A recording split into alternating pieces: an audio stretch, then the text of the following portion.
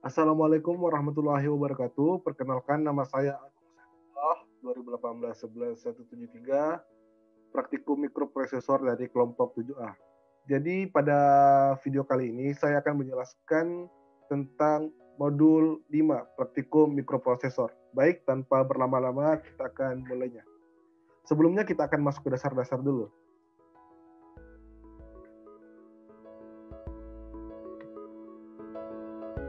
Baik, diawali dengan pengertian mikroprosesor.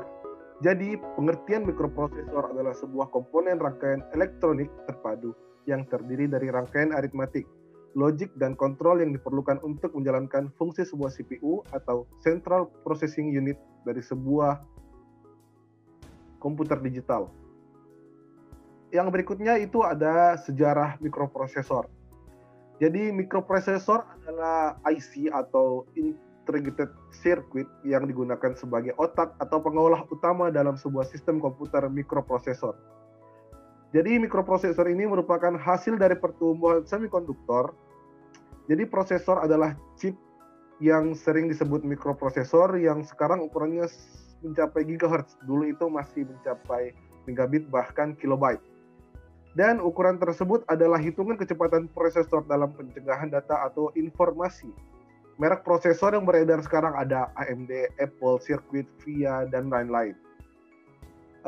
Jadi dulu mikroprosesor itu terbagi menjadi 4 bit dan sampai sekarang sudah sampai dengan 32 bit. Baik, berikutnya ada bagian-bagian dari mikroprosesor. Bagian-bagian dari mikroprosesor ada namanya register. Register di sini berfungsi sebagai tempat penyimpanan sementara data atau alamat, kode, instruksi, dan bit status berbagai operasi mikroprosesor. Ada yang kedua namanya ALU atau Algoritma and Logic Unit. Di sini berfungsi untuk mengerjakan operasi aritmatika dan perintah-perintah logika. Yang kedua, Timing dan Control Unit. Berfungsi untuk mengambil dan mengkodekan instruksi dari memori, program, dan membangkitkan sinyal kendali yang diperlukan oleh bagian yang lain mikroprosesor untuk melaksanakan instruksi tersebut. Berikutnya ada namanya bahasa assembly. Bahasa assembly merupakan bahasa tingkat rendah dan sering disebut dengan bahasa mesin, namun sebenarnya bahasa ini merupakan instruksi yang mewakili bahasa mesin itu sendiri. Dan bahasa ini merupakan bahasa tingkat rendah dalam golongan bahasa pemrograman. Berbeda halnya dengan Java, C, Python, dan lain-lain yang merupakan bahasa tingkat tinggi. Baik, kita akan masuk ke modul 5. Tadi itu hanya pengantar. Baik, jadi modul 5 di sini memiliki judul yaitu prosedur dan stak pada mikroprosesor. Apa sih tujuan dari modul 5 ini? Jadi tujuannya itu memahami perintah dan proses operasi prosedur dan mikroprosesor. Yang kedua, dapat mendeklarasikan prosedur menggunakan proc dan menutup prosedur dengan INDP. Yang ketiga, dapat melakukan operasi pemanggilan prosedur dengan call dan mengembalikan ke program utama dengan read. Yang keempat, memahami operasi dan perintah dan operasi stack pada mikroprosesor. Dan yang kelima, dapat melakukan operasi stack dengan push dan pop. Baik, sebelum masuk ke programnya, di sini ada pemahaman prosedur. Jadi pemahaman dari prosedur itu adalah merupakan suatu alat yang sangat berguna dengan prosedur suatu program besar yang diselesaikan dengan lebih mudah.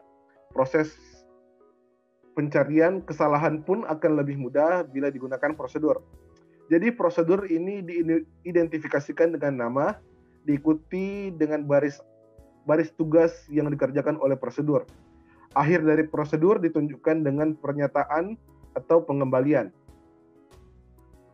Berikutnya ada pemahaman stack.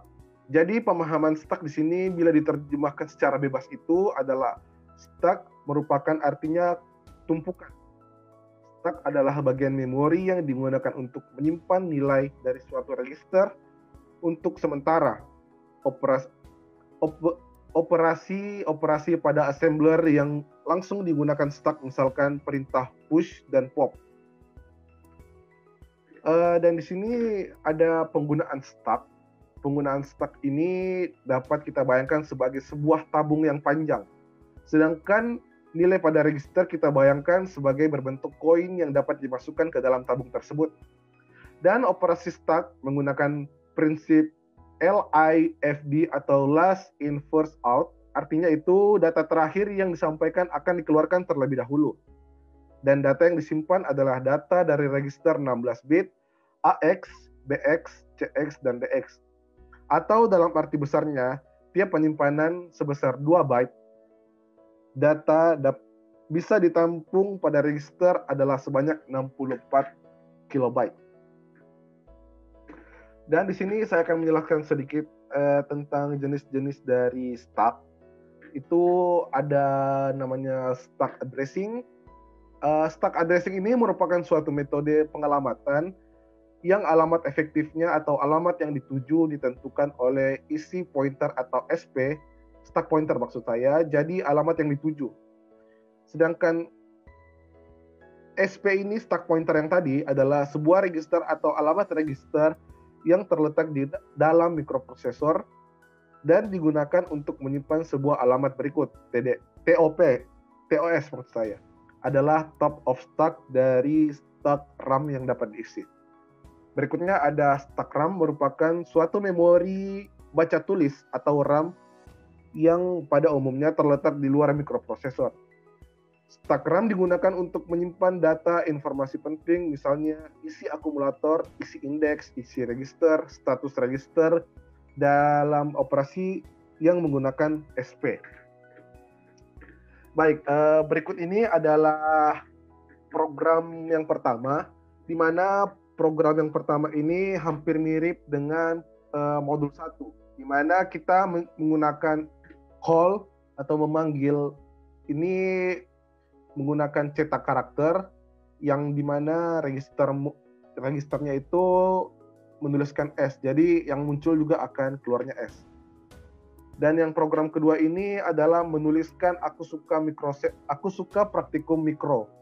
Jadi di sini hampir sama juga, akan tetapi di sini juga menggunakan jam pada prosesnya agar untuk mempermudah, dan apabila ini diulang-ulang maka akan terulang terus karena menggunakan loop. Dan program yang terakhir ini adalah input dari tugas rumah. Jadi inputnya bisa kita lihat menggunakan jam dan menggunakan semua yang telah diinikan. Baik. Jadi pada program tugas rumah ini kita diharuskan untuk memasukkan kata atau kalimat, kemudian akan muncul output di mana yang kita masukkan itu kebalikan dari tulisan tersebut, seperti output yang kali ini. Bisa dilihat outputnya itu kita memasukkan kalimat saya suka praktikum microcontroller, yang keluar itu seperti begini, relog ya, seperti begitulah. Dan kedua lagi saya suka belajar, kebalikannya, dan yang terakhir itu selamat mengerjakan, dan yang keluar akan kebalikan dari selamat mengerjakan. Oke, mungkin cukup sekian dari presentasi dari saya. Kurang dan lebihnya mohon dimaafkan. Wassalamualaikum warahmatullahi wabarakatuh.